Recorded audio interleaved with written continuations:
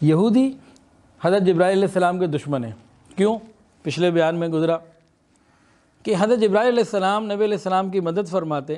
منافقین مکہ، مشرکین مکہ یا منافقین یہودی عیسائی یا کبھی کوئی بھی نبی علیہ السلام کے خلاف کوئی سازش کرتا، وہ آپ فوراً آ کے اطلاع کر دیتے.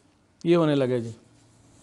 اب یہودیوں نے آپ کے اوپر کر دیا جادو، سحر ہو گیا. تو نبی علیہ السلام کے بعد جبرائیل امین آئے اور پوری تفصیل بتا دی کہ کیا کرنا ہے. تو ہمیں بھی گھبرانے کی ضرورت نہیں ہے. لوگ بڑے گھبرا جاتے ہیں، جادو کر دیا جی، اس نے یہ کر دیا، اس نے وہ کر دیا، فلاں کر دیا. میرے نزدیک عاملین کے پاس جانے کی ضرورت نہیں ہے، ہمارے پاس علاج موجود ہے.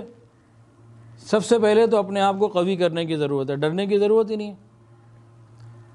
اچھا آپ بتائیں، انسان اشرف المخلوقات ہے یا جنات؟ انسان. تو وہ ہم سے ڈرے، ہم ان سے کیوں ڈریں؟ جنات سے کیوں ڈرنا بھی؟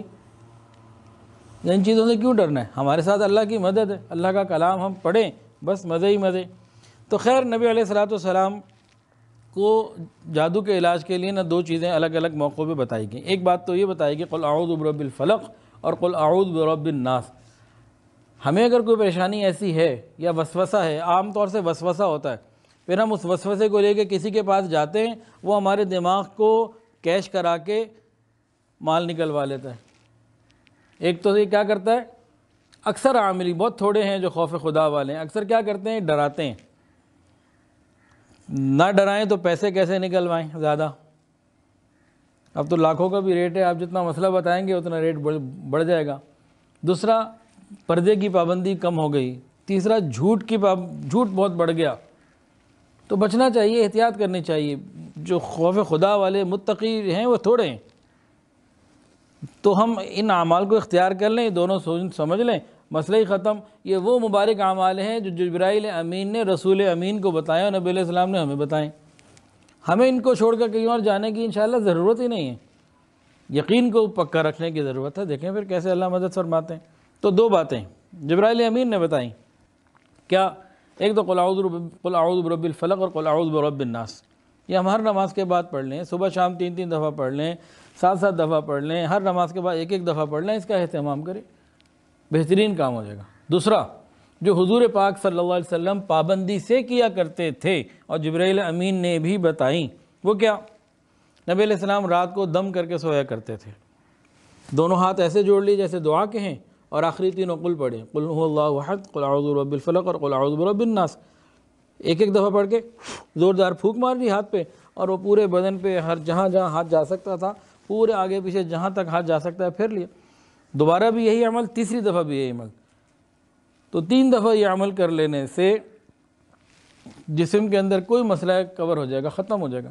حضور پاک صلی اللہ علیہ وسلم بھی اس عمل کو کرتے تھے، اور جب آپ کسی وجہ سے نہ کر پاتے، بیماری یا کمزوری نقاہت کی وجہ سے، تھکن کی وجہ سے، تو امی عائشہ یہ کر دیا کرتی تھی نبی علیہ السلام کے لیے. تو ہم بھی یہ کر لیں. کچھ عرصے پرانی بات ہے، مجھے ایک فون آیا، تو اسی طرح کسی عامل سے وہ نکل کے پھر دوسرا عامل، پھر تیسرا عامل، چلتا رہتا ان کا سلسلہ. مجھے بھی انہوں نے کہا جی کچھ بتا دیجئے. میں نے کہا بھئی یہ آپ عمل کر لیجئے، اللہ تعالیٰ مسئلہ آپ کا حل کر دیں گے. جی میں اتنے سال ہو گئے، 8 سال بتائے، واللہ عالم کتنے سال بتائے، کہ بس عامل پر عامل تبدیل کرتے جا رہے ہیں اور پتہ نہیں کیا کیا ہم کرتے جا رہے ہیں، کچھ سمجھ میں نہیں آ رہا، آپ بھی کچھ بتا دیجئے. تو میں نے کہا بھئی حدیث میں یہ عمل ہے، یہ آپ کر لیجئے.